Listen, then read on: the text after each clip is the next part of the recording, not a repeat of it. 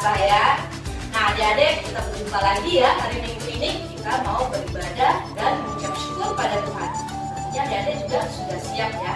Sebelumnya mari kita berdoa dulu. Jadi berdoa. Mari kita berdoa ya adik. Bapak, kami ucap syukur dan terima kasih Tuhan buat kebaikan-Mu.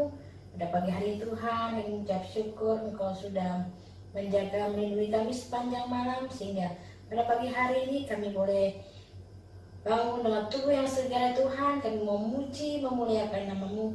Kami mau beribadah sekolah minggu meskipun secara online. Mampukan kami bisa mengikuti ibadah dari awal hingga akhirnya dengan baik. Memberkati adik-adik yang ada di rumah Tuhan. Berkati mereka sepanjang acara ibadah online ini. Dalam nama Tuhan Yesus kami memulai ibadah hari ini. Haleluya. Amin. Amin.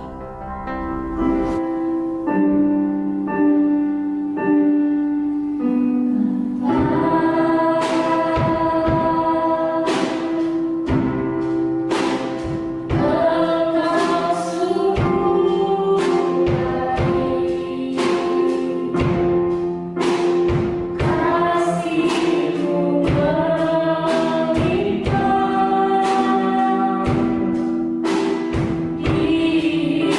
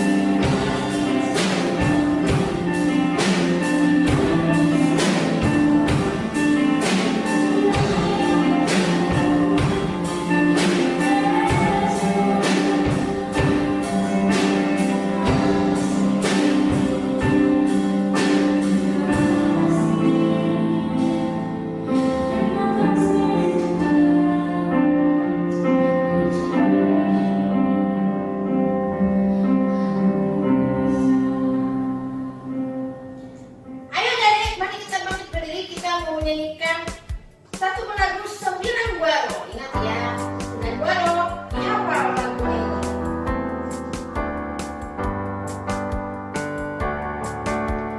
Kasih sukacita damai sejahtera, kesabaran, kemurahan, kebaikan, kesetiaan, kelemah lembutan, dan penguasaan diri.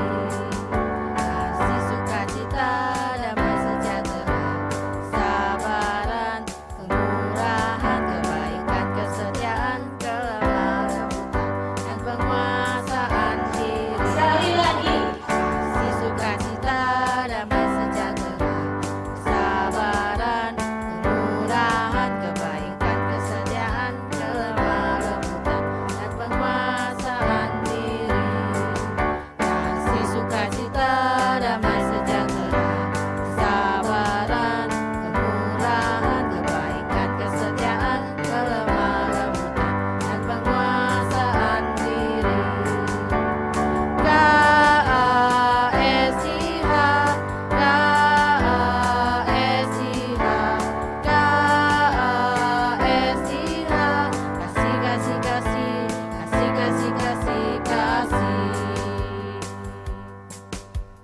Kasih itu sabar, tidak suka marah-marah, sayang kepada teman, seperti kasih Yesus.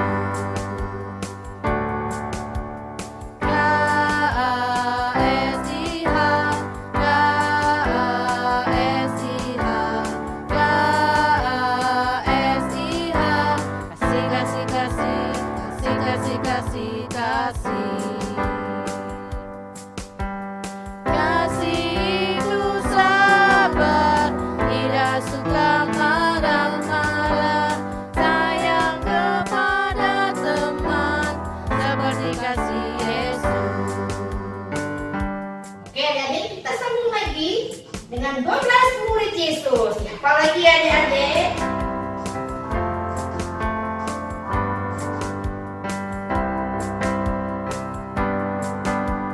Simon Petrus, Andreas, Yakobus, Yohanes, Filipus, Thomas, Yakobus anak Alfeus, Tadeus, Simon orang Zelot, Matius, Bartolomeus, Yudas Iskariot, 12 murid Yesus. Simon Petrus, Andreas, Yakobus, Yohanes, Filipus, Thomas, Yakobus anak Alfeus, Tadeus, Simon orang Zelot, Matius, Bartolomeus, Yudas Iskariot, 12 murid Yesus.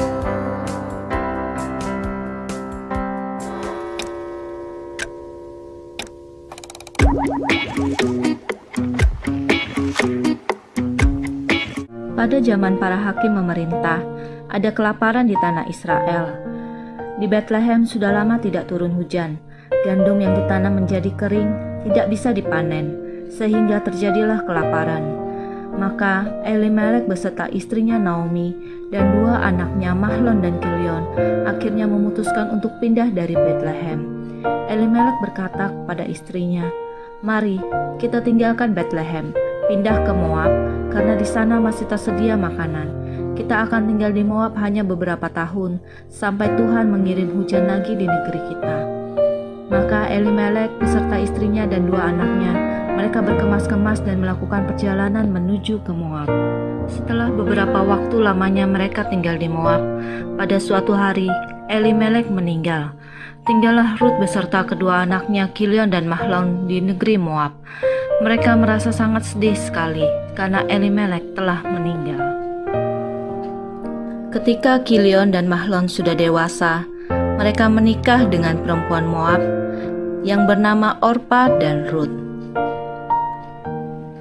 Namun, 10 tahun kemudian, Kilion dan Mahlon juga meninggal. Mereka sekarang hanya tinggal bertiga saja. Ruth dan Orpa memilih tinggal bersama Naomi. Mereka tidak mau pulang ke rumah orang tua mereka.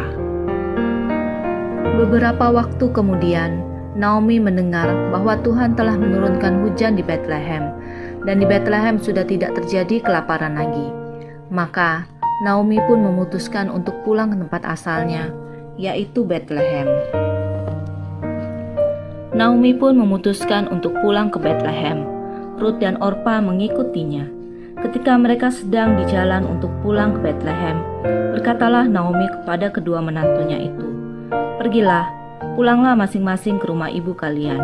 Tuhan kiranya menunjukkan kasih-Nya kepada kalian seperti yang kalian tunjukkan kepada anak-anakku itu." Lalu diciumnyalah mereka, tetapi mereka menangis dengan suara keras dan berkata kepada Naomi, "Tidak, kami ikut dengan engkau pulang kepada bangsamu." Tetapi Naomi berkata, "Pulanglah anak-anakku, mengapakah kamu turut dengan aku? Bukankah tidak akan ada lagi anak laki-laki yang kulahirkan untuk dijadikan suamimu nanti?" Mereka pun menangis dengan suara keras. Lalu Orpa mencium mertuanya itu dan meminta diri untuk pulang kepada ibunya. Tetapi Ruth tetap berpaut kepadanya.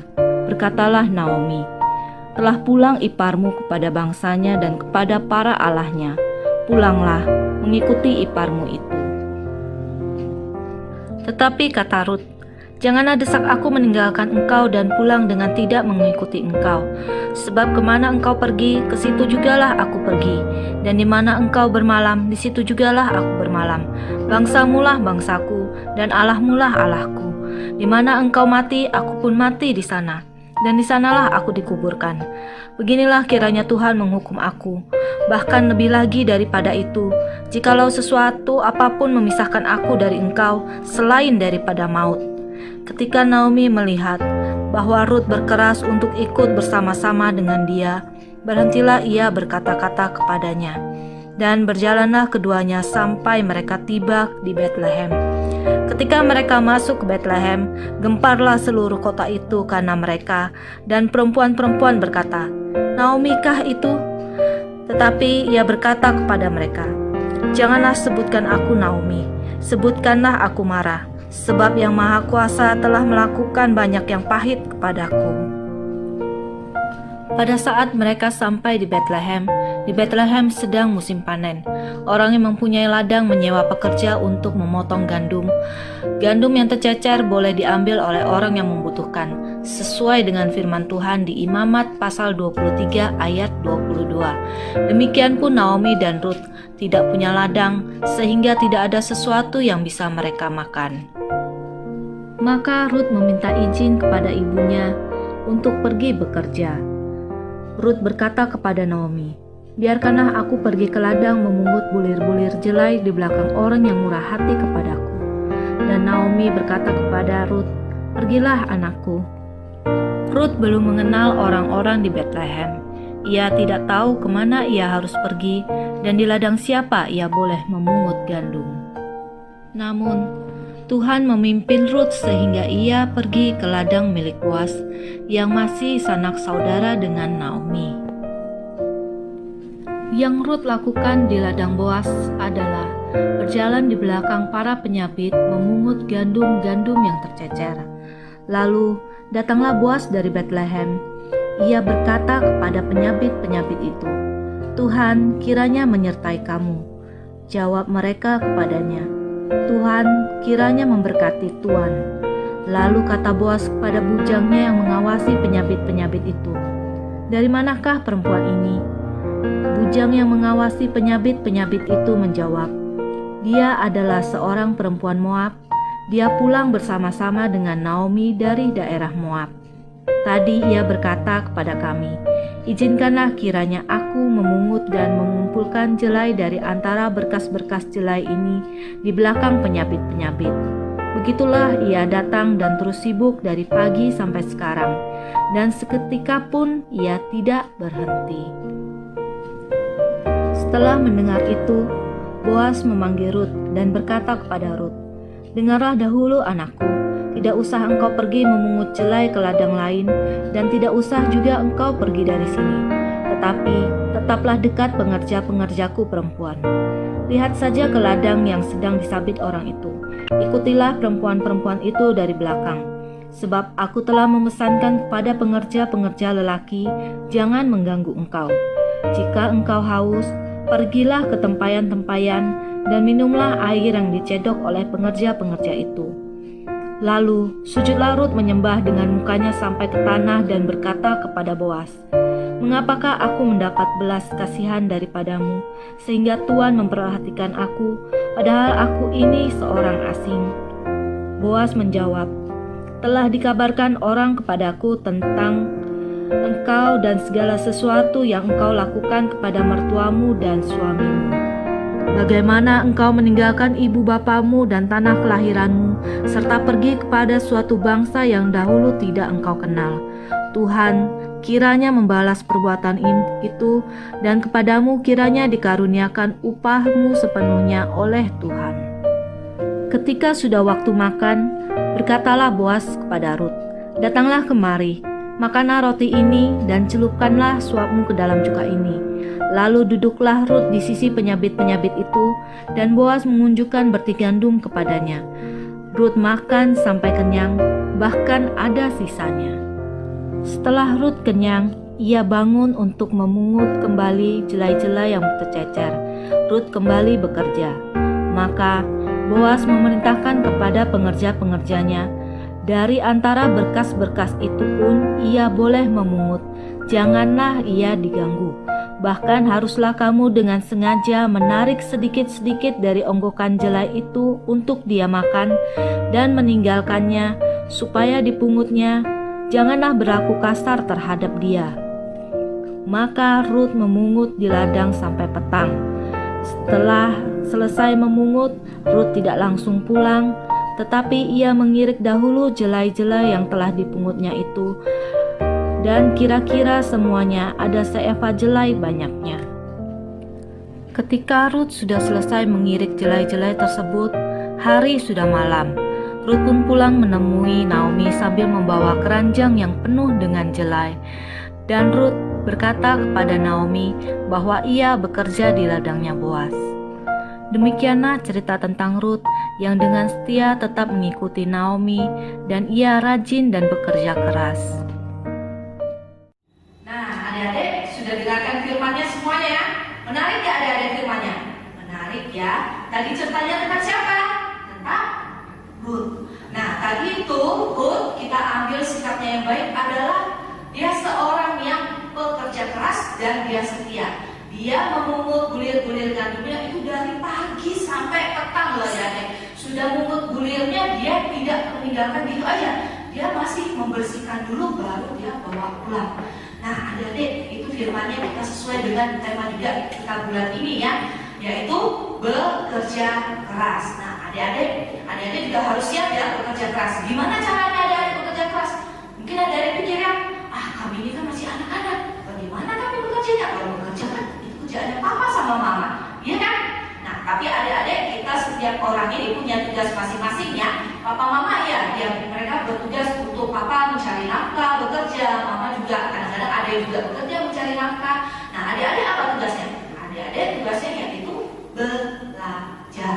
Jadi jangan sia-siakan kerja kerasnya papa mama. Adik-adik belajar dengan baik. Apalagi sekarang kita sudah mulai ya pembelajaran kita tahun ajaran baru, dan caranya juga lebih unik tahun ini, tidak seperti tahun-tahun sebelumnya. Kita bisa datang sekolah, ketemu teman-temannya, teman-teman semua.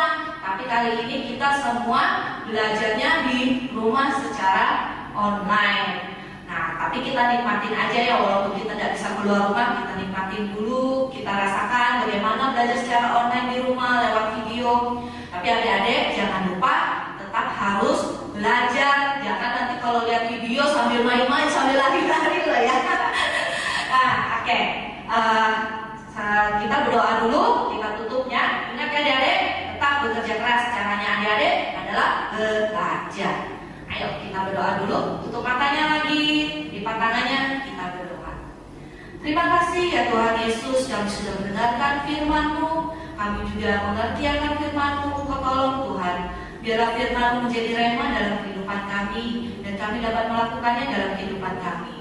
Kami berjanji Tuhan, kami mau bekerja keras, kami mau belajar dengan baik, kami mau menjadi anak-anak yang cerdas dan penuh hikmat, yaitu anak-anak ya Tuhan. Terima kasih Tuhan, dalam nama Tuhan Yesus Kristus kami berdoa. Haleluya. Amin. Yesus pokok dan kitalah carangnya, tinggallah di dalamnya. Yesus pokok dan kitalah carangnya, tinggallah di dalamnya. Yesus pokok dan kitalah carangnya, tinggallah di dalamnya. Pastilah kau akan berbuah. Yesus cintaku, ku cinta kau, kau cinta dia. Yesus cintaku, ku cinta kau, kau cinta dia. Yesus pokok dan kitalah carangnya, tinggallah di dalamnya. Yesus pokok dan kitalah carangnya, tinggallah di dalamnya. Yesus pokok dan kitalah carangnya, tinggallah di dalamnya. Pastilah kau akan berbuah. Pastilah kau akan berbuah.